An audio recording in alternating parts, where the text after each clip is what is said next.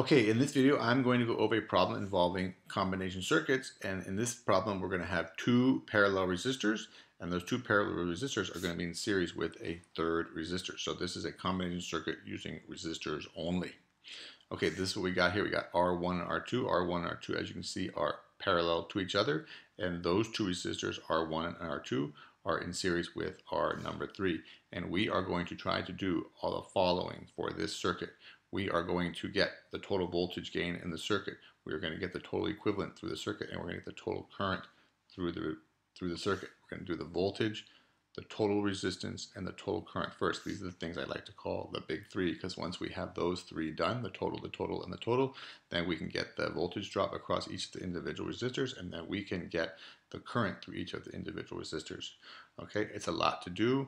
We're going to go step by step. We're going to write everything down. We're going to think about our thinking, units, equations, checking our answers, and we are going to try to do all of this in 10 minutes or less. The first thing, the total voltage. Now, this might be pretty straightforward, but I just like to write it down so I'm sure that I know what I'm talking about, and I kind of check, and I can see that the total voltage is 24 volts because there's only one voltage, the voltage from the battery over here.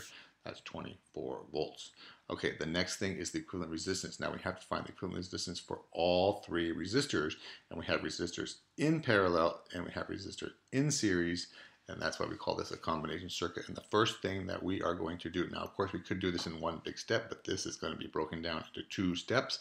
We're going to find the equivalent resistance of R1 and R2, which are in parallel with each other. So we're going to write down the equation we use for resistors in parallel, and that is that the equivalent resistance of 1 and 2 is equal to R1 plus, no, excuse me, 1 over R1 plus 1 over R2, and now we can simply plug the numbers in, and you can punch that into your calculator. 1 over 12 plus 1 over 5 equals that the equivalent resistance of, that 1 over the equivalent resistance of 1 and 2 is 0.283. Now, this is not the equivalent resistance. This is 1 over the equivalent resistance. So we got to take the reciprocal of both sides, and we get that R12, the equivalent resistance of 1 and 2, is simply 3.53 ohms. Now, you might be asking how to get 3.53. All I did is I took the reciprocal of this side and the reciprocal of this side, which basically means that R12 is equal to 1 divided by 2.83. So on my calculator, I go 1 divided by 2.83, and I get that the resistance of 1 and 2, the equivalent resistance is 3.53 ohms. And just to remind myself, I like to up here draw in my equivalent resistor and write down its equivalent resistance, and maybe I even cross these two out, not because I'm getting rid of them, but just to remind me that now I have replaced those two with a single resistor, and with its equivalent resistance is 3.53 ohms. All right, so now we have a single resistor with a resistance of 3.53 ohms in series with another resistor, and we can just add those up. The total resistance now is just the equivalent resistance of 1 and 2 plus the resistance of R3, and we can add those up, and we get that the equivalent resistance of the circuit, the total resistance of the circuit, is 11.53 ohms. Okay, two steps: find the equivalent resistance of 1 and 2, and then add the equivalent resistance to the resistance of number 3, because those two are now in series with each other. Okay, now we can do the total current. We're going to use Ohm's law. Ohm's law is V equals I times R. We find that total current. We're going to put that IT, because that's I total, is equal to VT over RT. Okay, I like to write down, if it's the total, then I got to use the total voltage and the total resistance, and remind myself that it's not one of these individual resistances or something like that. So the total current is equal to 24 volts. We just found the total resistance, or the equivalent resistance, 11.53. We get that the total current in that circuit is 2.08 amps. Okay, so in order to get the current, we had to find the resistance first, because this is the resistance that gives us this current. Okay, so now we have the total voltage, the total resistance, and the total current, and we can go on and do the voltage drops across each resistor. Now you can see I left in here my equivalent resistance for 1 and 2, and I left the equivalent resistance up here because maybe we're going to use that in the future, so I just want to have it there, and then I put down my total voltage, my total resistance, and my total current. Now we want to find the voltage drop across each resistor. Which one should we do first? Well, the easiest one to do first is R3, because we know that we can use Ohm's law, V equals I times R, we know the resistance is obviously 8 ohms, and we actually know the current because the total current is the current that flows through R3. Okay, the current obviously splits here, and some of the current goes through R1, some of the current goes through R2, but then it comes back together right here, and that total current is the current that flows through resistor number 3. So for the voltage drop across resistor number 3, we have to use I3, which is equal to the total, and then we can use R3. All right, so we just write those down, 2.08 times 8, and we get that the voltage drop across resistor number 3 is 16.64 volts. All right, now we have used 16.64 volts of our energy across resistor number 3. Now we have to now get the voltage drop across R1 and R2. We use 16.64. Well, where is the rest of that energy going to be used? Because we got to use all 24. It's going to be used across R1 and R2. Now, this is the important rule you have to remember and you got to think about because they have different resistances, but they are in parallel. R1 and R2 are in parallel, and the rule concerning the voltage drop across parallel elements, in this case parallel resistors, in a circuit is that the voltage drop is the same.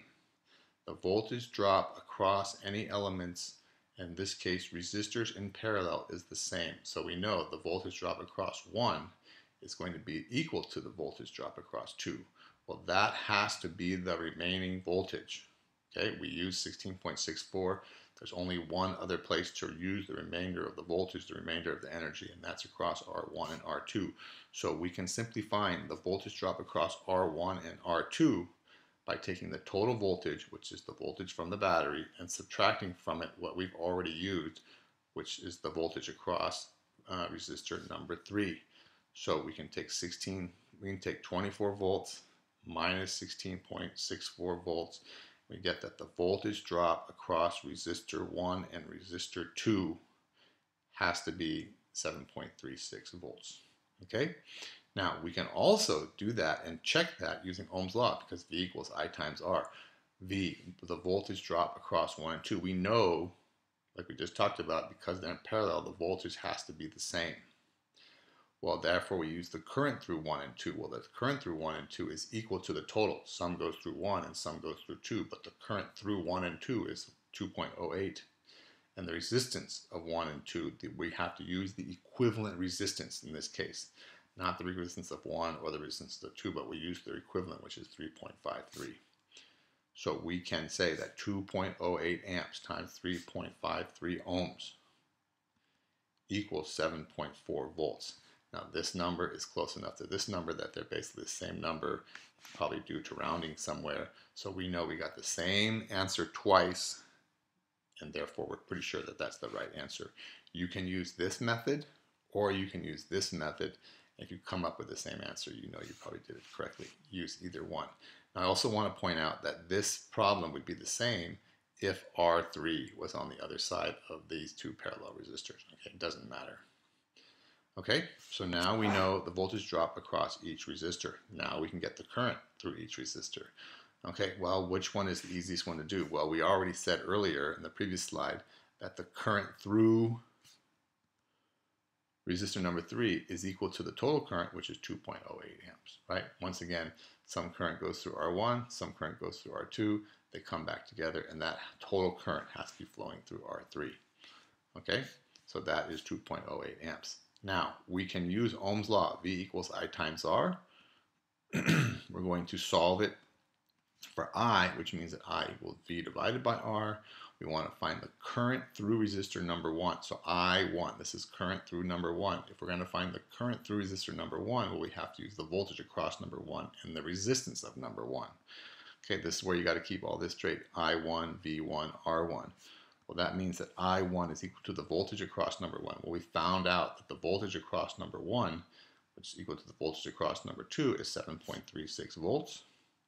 We divide that by the resistance of number 1, and we get 0.61 amps. All right, now we can do the same thing for 2. We can get I2. We're going to use the voltage across 2 and the resistance of 2. And that means that the current through number 2 is the voltage, which is 7.36. Remember, the voltage across 1 and the voltage across number 2 are the same, divided by its resistance, which is 5, and we get 1.47 amps. Okay? So now, did we do those right? Well, let's see. We have some current through 1 and some current through 2. Well, those two currents have to add up to 2.08. If you can see, this 0.6 went through 1. This 1.47 went through resistor number 2. Those two currents have to add up to 2.08, and you can see they do. So we have a high degree of confidence that we probably did this correctly. All right? And that's the whole problem. You can see we started off with the total voltage, then we did the total resistance, then we did the total current. Then we were able to find the voltage drops across each resistor. Then we were able to find the current through each resistor. Okay, we wrote everything down. For example, we wrote all the equations down. We labeled everything, V1, R1, I1, I2, V2, R2 to keep everything straight. So we used the correct voltages, the correct currents, the correct resistances when we needed to. All right?